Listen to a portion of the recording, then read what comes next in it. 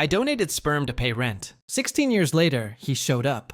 He calls me dad, but I don't even know who I am anymore.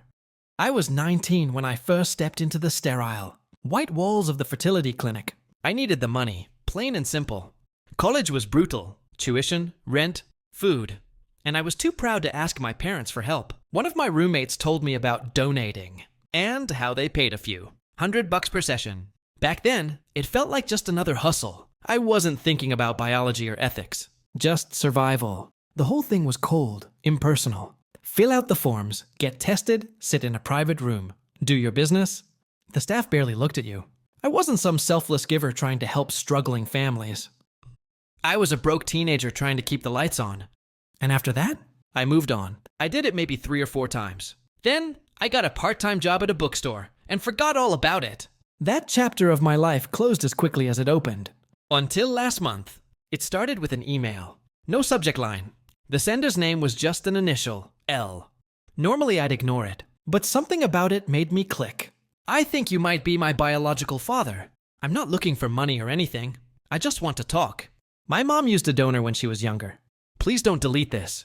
I'm 16. My name is Lucas. My stomach twisted into a knot. I stared at the screen like it was a bomb ticking down. I must have read that message 10 times in a row, hoping the words would change. 16. That lined up. My mind raced. It couldn't be real, could it? I mean, I knew this was always a possibility, in theory, but deep down, I never believed it would happen. The clinic said everything was anonymous. They promised confidentiality. This kind of thing wasn't supposed to happen.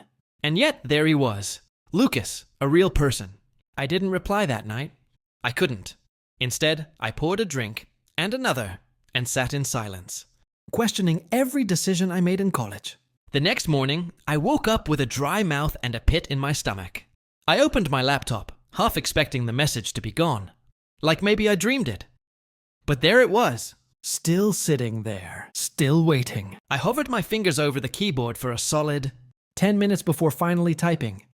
Hi, Lucas. I'm not sure what to say. This is a lot to take in. Can I ask how you found me? I stared at the blinking cursor, then hit send. 5 minutes later, he replied, my mom had some paperwork from the clinic. It didn't give your name, but she kept a scanned copy of the donor's profile. Yeah, there was a short description. Interests, hobbies, your major. I spent months matching that info online. Found your old college blog and traced it to your real name. I promise I'm not trying to freak you out. Jesus, I hadn't thought about that blog in years. It was a dumb little page I ran as a sophomore, where I wrote about books and movie reviews. I didn't even think it still existed. Lucas had done his homework, so why now? I typed back. Because I'm 16 now. I've known about the donor thing since I was 10. But I didn't want to contact anyone until I felt ready. I just want to understand where I come from. That's it. If you don't want anything to do with me, I'll respect that. His message was too mature, too calm. He didn't sound angry or unstable. He sounded like a kid just trying to figure himself out. I couldn't ignore that. So I agreed to a call. The video chat was surreal. Lucas looked nothing like me at first glance. He had his mom's eyes, her lighter hair, her jawline. But the more he talked, the more I saw it. The same dry humor. The same way he paused to think before speaking. The way he raised his eyebrows when he was unsure. Little things, but they hit me hard. He told me he liked old rock music. He was into astronomy. He wanted to be a writer. That last one felt like a punch to the chest. Writing had been my passion once, before adult life pulled me in every other direction. We talked for almost an hour, mostly about safe topics, movies, school, music. No heavy stuff. But when he signed off, I just sat there for a long time, staring at the empty screen. There was a part of me that wanted to shut this all down, pretend it never happened, go back to my regular life. But another part, the bigger part, felt something I couldn't quite explain. A pull, a connection. And for the first time in years, I felt responsible for someone other than myself. 2 days passed before I heard from him again. This time, the message was different. My mom wants to talk to you. She said she's okay with it. If you are. I froze. Lucas had been calm and careful. But his mother, that was a wild card. She was the one who made this decision 16 years ago. The one who chose a donor. And now suddenly she wanted to talk? I said yes. Her name was Erin. She was in her late 30s, maybe early 40s. Brown hair pulled back in a ponytail. Glasses. Tired eyes. We connected on a short call, and for the first 30 seconds, neither of us said anything. Then she broke the silence. "So, this is weird for you too, right?" We both laughed. Tension dissolved a little. She was sharp, straightforward. "I like that." She told me the story, her version of it, how she was 22 and fresh out of college, when she decided to become a mom on her own. How her own family was a mess, and how she didn't want to wait for the right man to appear. I didn't want a husband. I wanted a son, she said. And I figured I didn't need to know the donor. I chose someone who sounded kind, thoughtful, you mentioned. Dostoevsky and vinyl records in your donor profile. That made me laugh. It sounded like something I'd say back then. She explained that the clinic had closed down a few years after she got pregnant. Poor records management. Some files were digitized, some weren't. A mess. But she held on to everything she was given, even the smallest clues. Lucas has always been curious. I told him the truth when he was 10. I didn't expect him to track you down, but I'm not angry that he did. There was a pause. I knew what was coming next. "I'm not asking for money or involvement," she said. "You don't owe us anything. But if you want to be part of his life, even in a small way, I think that could mean a lot to him." I didn't answer right away, because part of me wanted that. I thought back to my own father, how he left when I was a kid, how I told myself I'd never be that kind of man. And here I was, suddenly staring at a chance to be present in a life I didn't know I'd helped create. That night I went for a walk. The city felt different. Louder somehow. Or maybe I was just more aware of everything. Every siren. Every couple laughing on a sidewalk. Every dad holding his kid's hand. I looked at strangers and wondered how many stories were unfolding at that very moment. Just like mine. Lucas wasn't a mistake. He wasn't some consequence from a dumb decision in college. He was a person, and he existed because of me. And now I had a choice to make. A week later, I stood in the parking lot of a small suburban coffee shop. Hands sweating, heart thudding in my chest. Lucas was already inside, sitting by the window. I paused before walking in, took a deep breath, then opened the door. He stood up the moment he saw me. He was taller than I expected. Thinner too. And nervous, that part was obvious. But when I sat down across from him, we both smiled, tentatively. Like two people who weren't quite strangers, but not family either. "Hey," he said. "Hey," I replied. For a minute, we just sat there. Then we started talking, awkwardly at first, but then easier. About books, music. He told me he had just finished reading 1984, and I half-joked that he must be emotionally damaged now. That made him laugh, and the tension eased a little more. We talked for over an hour. Then came the question I wasn't expecting. "Did you ever think about having kids?" I froze for a moment. "Honestly? No, I figured maybe someday, but life kind of pulled me in other directions." He nodded. "I always wondered if you ever thought about me. Even though you didn't know me." I looked at him carefully. He wasn't asking for pity or guilt. He just wanted truth. "No," I said softly. Not because I didn't care, but because I convinced myself I didn't have to. I never thought I'd meet you. I figured you'd grow up happy, and I'd just be a forgotten footnote. He looked down at his drink, then back up. "Well, you're not forgotten." Something cracked open in my chest when he said that. We parted with a half hug. Not quite father and son. Not yet. But something had shifted. Later that night, Erin called me. Her voice was calm, but I could tell something was on her mind. "He really liked seeing you," she said. "It meant more to him than he's letting on." I smiled, staring at the ceiling in my dim apartment. "Yeah, it meant more to me too." There was a long pause. Then Erin's voice lowered. "I wasn't going to bring this up, but there's something else. Something you probably should know." My stomach tightened. Lucas has been asking a lot of questions lately. About family, about identity, and about medical history. I sat up straighter. "He's fine, right?" I asked quickly. "He is. But there's a condition in my side of the family. Nothing urgent. Just something you'd want to know if you're going to be part of his life. I can email you the details." Suddenly, everything felt more real.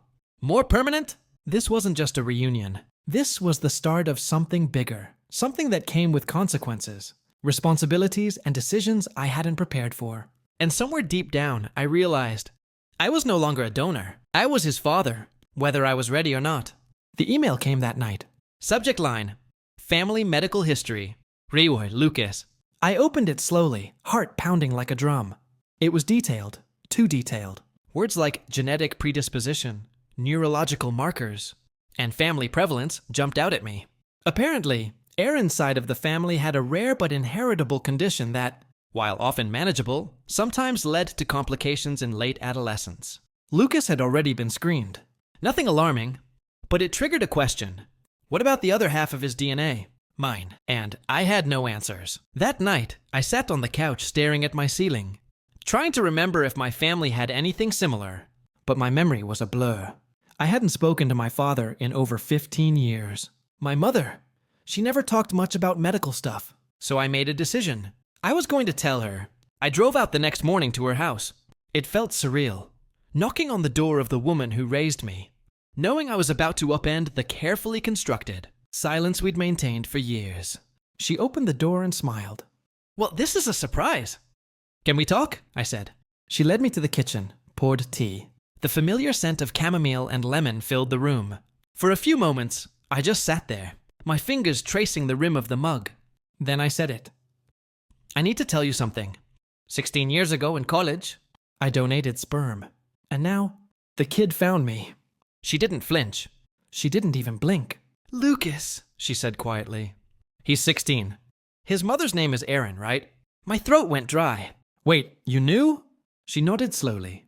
I was the emergency contact on your paperwork back then. The clinic called once, years ago, because of some file issue. I put the pieces together when I saw your old mail. I stared at her in disbelief. Why didn't you ever say anything? Because I didn't think it mattered. I thought it was anonymous, that no one would ever come looking. And honestly, I didn't want to reopen that chapter. You were already struggling with your own demons back then. I stood up, pacing. He's not just a chapter, Mom. He's a person. He's real, and he might need me. There's a medical condition on his mother's side, and they need to know if I carry anything that could affect him. She paused. Then she said the words that hit like a punch to the chest. You should talk to your father. Silence. What? There are things you don't know. He wasn't just absent. He left for a reason. There's a history of mental illness in his family. He didn't want to pass it on. That's part of why he distanced himself. I sank back into the chair, my mind spinning. Why didn't you ever tell me? Because I was trying to protect you. And maybe because I didn't want you to see parts of him in yourself. I left her house with more questions than answers. On the way home, I called Erin. I told her everything. I'm going to try to contact my father, I said. We need to know. There was a pause on the line. Then she whispered. Lucas asked if he can see you again. I closed my eyes. Yeah, I want that too. I hadn't seen my father since I was 9 years old. The last memory I had was of him standing by his car, duffel bag slung over his shoulder, eyes tired but calm. He hugged me once, said, "You'll understand when you're older." I never did. I found him through a contact at the DMV. A private investigator friend of mine owed me a favor from college. A week later, I had an address. He was living in a small coastal town 3 hours away. Retired, remarried, no other kids. I stood outside his door for nearly 10 minutes before I rang the bell. When he opened it, he paused. I know who you are, he said. That hit me in the gut. Then you know why I'm here. He stepped aside. The house was quiet, smelled like old paper and black coffee. We sat. I told him everything. About Aaron, about Lucas, about the condition. About how my mother told me. He might carry something. Some genetic weight I had never known about. He nodded slowly. My brother was schizophrenic, he said. Diagnosed in his early 20s. My grandfather too, though no one talked about it back then. It skips generations sometimes. That's what I was told. I swallowed. And you left. Because you didn't want to pass that on? He looked me in the eyes. I left because I was afraid of becoming like them. And because I thought disappearing would protect you. I stood up. You didn't protect me. You abandoned me. And now I have a son who might carry the same shadow, and I don't know anything. He didn't fight back. He just nodded. I'm sorry. It didn't fix anything. But maybe it was something. When I got back to the city, Aaron texted me. Lucas wants to meet. Not just talk, meet. I froze for a moment. Then replied, Yes, tell me where. We met at a neutral place. A small cafe just outside of town. Aaron sat with him, but let him do the talking. When I walked in, my hands were shaking. And there he was. 16 years old. Brown hair like mine. Nervous eyes. Taller than I expected. He looked up from the table. Hi. Hey, Lucas. So you're my... I guess I am, I said. But I don't want to be just a biological fact. I want to be honest with you. As much or as little as you want. He nodded, then looked at his cup. You play guitar? I blinked. Yeah, I used to. How do you know that? Mom said you played in college. I do too. I'm not great, but... He trailed off. I smiled, my heart breaking and healing at the same time. Maybe we can jam sometime. As we were leaving, he said something I wasn't ready for. I don't need a dad, but I think I'd like to know. You. That one sentence shattered me. I'd like that too, Lucas. And then, just as I opened the car door to leave, Aaron approached me quietly. He was scared you'd hate him, but he's been reading about you. The moment he saw your name, he went down a rabbit hole. I frowned. How? He found your name through a shared ancestry database.